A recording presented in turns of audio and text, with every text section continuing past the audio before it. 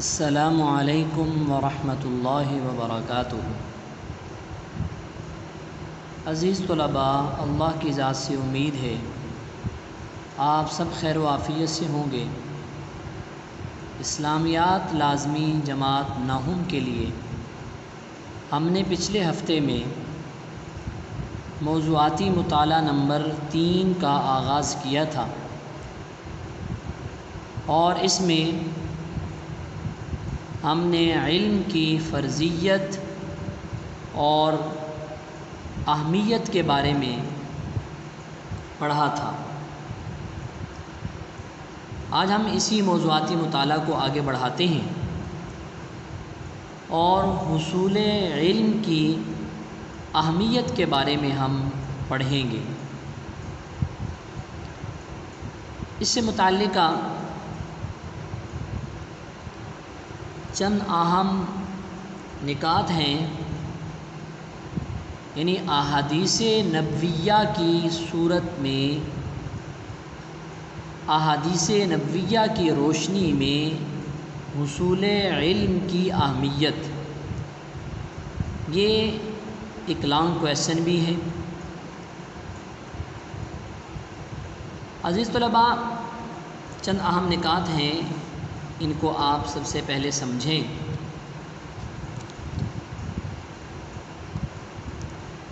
احادیث کی روشنی میں حصول علم کی اہمیت۔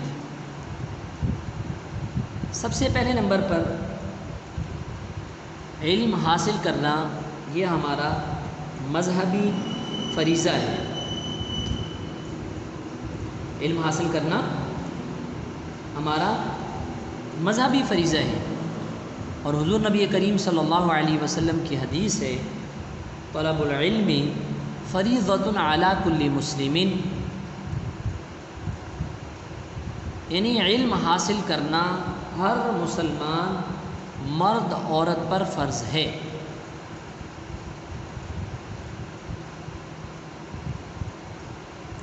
دوسرے نمبر پر حضور نبی کریم صلی اللہ علیہ وسلم نے اپنی بعثت کا مقصد یہ بتایا، حالانکہ آپ صلی اللہ علیہ وسلم اللہ کے پیغمبر، اللہ کے رسول، خاتم الانبیاء، امام الانبیاء، یہ ساری آپ صلی اللہ علیہ وسلم کی اعلیٰ صفات موجود ہیں، لیکن اس کے باوجود آپ نے اپنی بعثت کا مقصد بتلایا، انما بعثت معلما، کہ اللہ تعالیٰ نے مجھے معلم بنا کر بھیجا ہے۔ پھر حصول علم کے لیے عمر کی کوئی قید نہیں ہے کہ زندگی کے کسی حصے میں بھی علم حاصل کیا جا سکتا ہے، اور اس پر کوئی پابندی نہیں ہے اور کوئی قید نہیں ہے کہ اب اتنی عمر ہو چکی ہے، اس کے بعد اب علم حاصل کرنا یہ ممکن نہیں ہے، یہ ٹھیک نہیں ہے۔ چنانچہ حضور نبی کریم صلی اللہ علیہ وسلم کا ارشاد ہے، اطلب العلم من المہد الی اللحد، ماں کی گود سے قبر تک علم حاصل کرو۔ مومن کبھی علم سے سیر نہیں ہوتا۔ اللہ کے نبی صلی اللہ علیہ وسلم کی حدیث ہے، فرمایا کہ مومن کبھی علم سے سیر نہیں ہوتا یہاں تک کہ جنت میں پہنچ جائے، یعنی اپنی زندگی میں کبھی ایمان والا شخص علم سے سیر نہیں ہوتا، علم سے وہ بھر نہیں جاتا، بلکہ اس کے دل میں مزید سیکھنے کی خواہش اور تمنا رہتی ہے، یہاں تک کہ اس کی موت واقع ہو جائے اور وہ جنت میں چلا جائے۔ انبیاء کے وارث ہیں علماء۔ اللہ کے نبی صلی اللہ علیہ وسلم کی حدیث ہے، العلماء ورثۃ الانبیاء، کہ علماء انبیاء کے وارث ہیں، اور انبیاء علیہ الصلاۃ والسلام کی وراثت کیا ہے؟ یہی علم ہے۔ درہم اور دینار اور دنیا کا مال و دولت انبیاء علیہ الصلاۃ والسلام چھوڑ کر نہیں جاتے۔ اسی طرح فرمایا کہ جو انسان علم سیکھنے کے لیے نکلتا ہے تو اللہ تعالیٰ کے نورانی فرشتے اس کے پاؤں کے نیچے اپنے پر بچھاتے، اور اللہ تعالیٰ کی مخلوقات، فرشتے اور اسی طرح دوسرے اللہ کی مخلوقات، جانور، حتیٰ کہ مچھلیاں سمندر کے اندر اور چیونٹیاں اپنی بلوں میں ان لوگوں کے لیے دعائیں کرتے ہیں جو علم حاصل کرنے کے لیے نکلتے ہیں۔ حضور نبی کریم صلی اللہ علیہ وسلم کی امت کی علماء کی شان یہ ہے، آپ صلی اللہ علیہ وسلم کا فرمان ہے کہ میری امت کے علماء بنی اسرائیل کے انبیاء کی طرح ہیں۔ اور ایک حدیث میں اللہ کے نبی صلی اللہ علیہ وسلم کا یہ فرمان ہے کہ جس نے علم حاصل کرتے ہوئے یا طلب علم میں جس نے وفات پائی تو وہ شہید ہے۔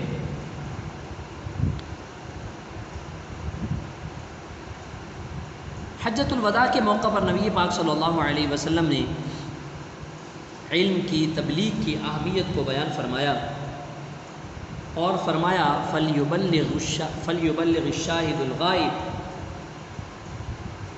کہ جو یہاں لوگ موجود ہیں ان کو چاہیے کہ میرا یہ پیغام غائبین تک پہنچا دیں۔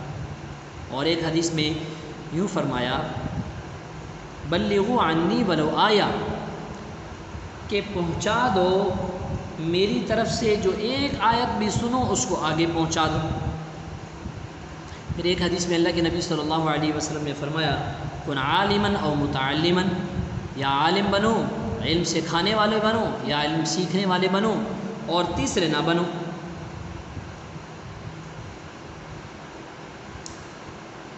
عزیز طلباء، حضور نبی کریم صلی اللہ علیہ وسلم نے صحابہ کرام کو علم سکھانے کے لیے ایک درسگاہ قائم کی تھی مسجد نبوی کے اندر، جس کا نام صفہ تھا۔ اور یہ صفہ نامی درسگاہ یہ نبی پاک صلی اللہ علیہ وسلم کا اور اسلام کا وہ پہلا مدرسہ ہے جس میں صحابہ کرام علم دین سیکھنے کے لیے دور دراز سے آتے تھے، اور آپ صلی اللہ علیہ وسلم خود ان کو اللہ کا کلام اور دین اسلام سکھاتے تھے۔ اب یہ جو ہم نے اہم نکات پڑھے ہیں اس کی ہم کتاب میں سے ریڈنگ بھی کر لیتے ہیں۔ حصول علم کی اہمیت، مسلمان کو علم کی طرف سے سب سے زیادہ توجہ دینی چاہیے۔